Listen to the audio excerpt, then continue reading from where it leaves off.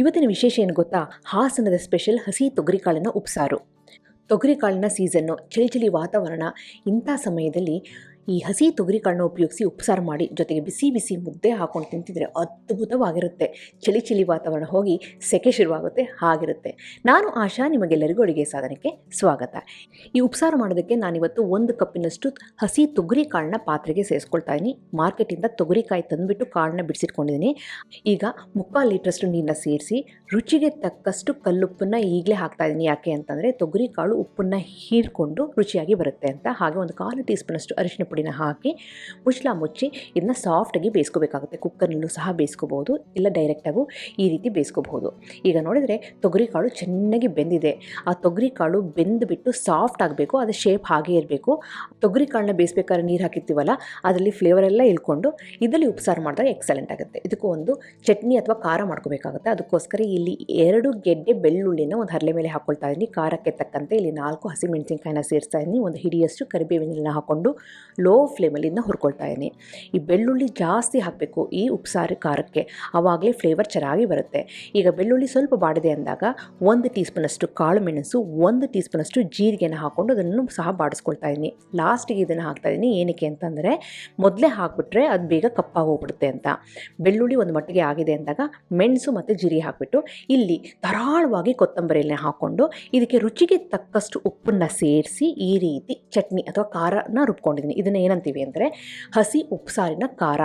ಇದನ್ನು ನಾವು ಉಪ್ಸಾರಿಗೆ ಹಾಕಬಹುದು, ಇಡ್ಲಿ ದೋಸೆಗೆ ಚೆನ್ನಾಗಿರುತ್ತೆ, ನೆಂಚ್ಕೊಂಡು ತಿನ್ನೋಕ್ಕೆ ಅದ್ಭುತವಾಗಿರುತ್ತೆ. 2 ರಿಂದ 3 ದಿನ ಫ್ರಿಜ್ನಲ್ಲಿ ಸ್ಟೋರ್ ಮಾಡ್ಬೋದು. ಈಗ ಉಪ್ಸಾರಿನ ಖಾರನ ಈ ಬೆಂದಿರ್ತಂಥ ತೊಗರಿಕಾಳಿನ ನೀರಿಗೆ ಸೇರಿಸ್ತಾ ಇದ್ದೀನಿ.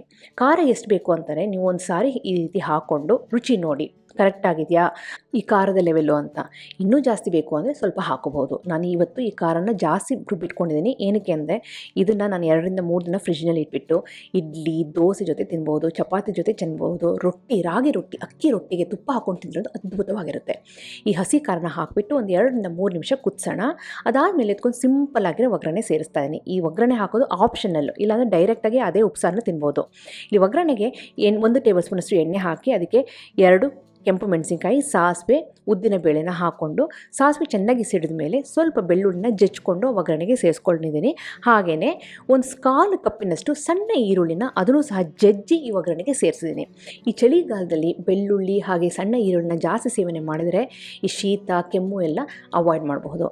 ಈಗ ಸ್ವಲ್ಪ ಕರಿಬೇವೆಲ್ಲ ಹಾಕ್ಕೊಂಡು ಒಗ್ಗರಣೆನ ರೆಡಿ ಮಾಡ್ಕೊಂಡಿದ್ದೀನಿ. ಸಿಂಪಲ್ ಆಗಿರೋಂಥ ಒಗ್ಗರಣೆ, ಇದು ಆಪ್ಷನಲ್ಲು, ಬೇಕು ಅಂದರೆ ಹಾಕ್ಬೋದು, ಇಲ್ಲ ಅಂತಂದರೆ ತೊಗರಿಕಾಳನ್ನ ನೀರಿನಲ್ಲಿ ಬೇಯಿಸ್ಬಿಟ್ಟು ಅದಕ್ಕೆ ಹಸಿ ಖಾರನ ಮಿಕ್ಸ್ ಮಾಡಿಬಿಟ್ಟು ಕುದಿಸಿದ್ರೆ ಅದೇ ಸಾಕು, ಉಪ್ಸಾರು ರೆಡಿ. ಈಗ ಈ ಒಗ್ಗರಣೆಗೆ ನಾವು ಕುದಿಸಿರೋ ಅಂಥ ಆ ತೊಗರಿಕಾಳು ಹಾಗೆ ಹಸಿ ಖಾರದ ನೀರನ್ನ ಸೇರಿಸಿ ಮತ್ತೊಮ್ಮೆ ಇದನ್ನು 1 ರಿಂದ 2 ನಿಮಿಷ ಕುದಿಸಿದ್ರೆ ಸಾಕಷ್ಟೇ. ಲಾಸ್ಟಿಗೆ ಒಂದು ಇಂಪಾರ್ಟೆಂಟ್ ಸ್ಟೆಪ್, ಅದೇನು ಅಂದರೆ 1/4 ಕಪ್ಪಿನಷ್ಟು ಕುದಿಸಿ ಆರಿಸಿರೋ ಅಂಥ ಹಾಲನ್ನು ನಾನಿಲ್ಲಿ ಸೇರಿಸ್ತಾ ಇದ್ದೀನಿ. ಈ ಉಪ್ಸಾರಿಗೆ ಹಾಲನ್ನು ಹಾಕ್ತಾ ಇದ್ದೀನಿ. ಯಾಕೆ ಅಂದರೆ ನೀವು ನೋಡ್ತಿರ್ಬೋದು, ಮೊದಲಿಂದನೂ ನಾನು ಇದಕ್ಕೆ ಹುಣಸೆ ರಸನಾಗಲಿ ಹುಣಸೆ ಹಣ್ಣನ್ನು ನಾನು ರುಬ್ಬಿಲ್ಲ. ಹುಣಸೆ ಹಣ್ಣನ್ನು ನೀವು ಹಾಕಿಲ್ಲ ಅಂತಂದರೆ ಈ ರೀತಿ ಲಾಸ್ಟಿಗೆ ಹಾಲನ್ನು ಹಾಕಿದ್ರಂತೂ ಎಕ್ಸಲೆಂಟ್ ಫ್ಲೇವರ್ ಇರುತ್ತೆ. ಹಾಲನ್ನು ಹಾಕಿ ಈ ಹಸಿ ತೊಗರಿ ಕಾಳಿನಲ್ಲಿ ಉಪ್ಸಾರು ಮಾಡಿ ಅದ್ಭುತವಾಗಿರುತ್ತೆ. ಒಂದು ಇಂಪಾರ್ಟೆಂಟ್ ಏನು ಅಂತಂದರೆ ನೀವು ಯಾವುದೇ ಕಾರಣಕ್ಕೂ ಹುಣಸೆ ರಸನ ಇದಕ್ಕೆ ಸೇರಿಸಬಾರ್ದು. ಖಾರಕ್ಕೂ ಸಹ ಹುಣಸೆ ಹಣ್ಣು ರುಬ್ಬಾರ್ದು, ಹಾಗೆ ಇದಕ್ಕೂ ಸಹ ಹುಣಸೆ ಹಣ್ಣನ್ನು ಸೇರಿಸಬಾರ್ದು. ಈಗ ರುಚಿಯಾದಂತಹ ಹಸಿ ತೊಗರಿ ಕಾಳಿನ ಉಪ್ಸಾರು ರೆಡಿಯಾಗಿದೆ. ಮಣ್ಣಿನ ಪಾತ್ರೆಯಲ್ಲಿ ಮಾಡಿರೋದ್ರಿಂದ ಆ ಸ್ಟೌವಿಂದ ತೆಗೆದುಬಿಟ್ಟು ಇಲ್ಲಿ ಡೈನಿಂಗ್ ಟೇಬಲ್ ಮೇಲೆ ಇಟ್ಟರೂ ಸಹ ಪಾತ್ರೆಯಲ್ಲಿ ಇನ್ನೂ ಉಪ್ಸಾರು ಕುದೀತಾ ಇದೆ. ಅದೇ ಮಣ್ಣಿನ ಪಾತ್ರೆಯ ಸ್ಪೆಷಲ್ಲು. ರುಚಿಯಾದಂಥ ಬಿಸಿ ಬಿಸಿ ಆಗಿರೋ ಅಂಥ ಉಪ್ಸಾರು ರೆಡಿಯಾಗಿದೆ.